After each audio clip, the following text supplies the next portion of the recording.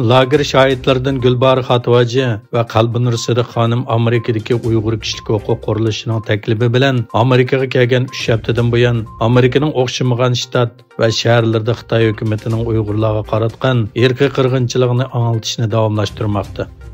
3 aprel kuni Nyu-York shahridagi Fordham Universiteti Qonun institutida Gulbar Xatvaji xonimning lager haqida bergan guvohliklari asosida yozilgan Xitoy lagerdan hayot qog'uvchi nomli kitobi haqida maxsus naq maydon muhokama yig'ini o'tkazilgan. Gulbar Xatvaji xonim lagerda beshidan o'tkazgan azobli kechirmishlarni anglitish orqali Xitoy hukumatining Uyg'urlarga yurgizgan jinoyatlari haqida guvohlik bergan. 4 aprel kuni ular Nyu-Yorkdagi hukumatsiz organlarning NGO kishilik huquq komiteti, Uyg'ur kishilik huquq qurilishi va boshqa bir qancha tashkilotlarning hamkorligida Uyg'ur krizisi temasida uyushtirilgan yig'iniga qatnashgan. 1990 yılı 5 aprel yuz bergan Barin qirg'inchiligining 33 yilligini eslash hamda Xitoyning Sharq Turkistondan davom qilayotgan irqiy qirg'in qilish jinoiy qilmishlarini kun tartibga keltirish uchun dunyoning har qaysi joylarida namoyish va axborot e'lon qilish faoliyatlari o'tkazildi. 5 aprel çarşamba günü tushdan burun İstanbuldagi Xitoy bosh konsulxonasi oldida namoyish hamda axborot e'lon qilish yig'ini o'tkazildi.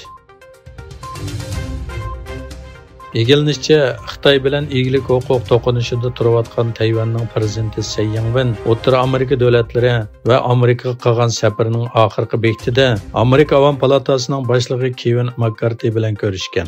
McCarthy ishxonasining bayonotida Avam palatasining boshlig'i Kaliforniyaning Simi vodisida Tsai bilan ko'rishadiganligi bildirildi.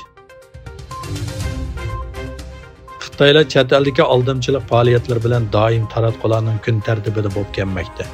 Yaqında Nepalda tor aldamchiligi jinoyati bilan 9 Xitoy qo'lga olingan. Buningdan ilgari Istanbulda 115 Xitoy mushuningga o'xshagan jinoyatlar bilan qo'lga olingan edi. 3 kunlik rasmiy ziyorat uchun Xitoyga borgan Fransiya prezidenti Macron Yevropaning Xitoydan yiroqlasholmaydiganligini aytdi. Macron Xitoydagi Fransiya fuqarolari bilan o'tkazilgan bir yig'inda Yevropaning Xitoy bilan bo'lgan savdo xavfi va bu savdoning tangpongsizligiga qaramay Yevropaning Bejindan yiroqlashmasligi kerakligini ta'kidlab mundaq degan. Biz cho'qim xatarni azaytishimiz kerak, ammo biz Xitoydan yiroqlasholmaymiz.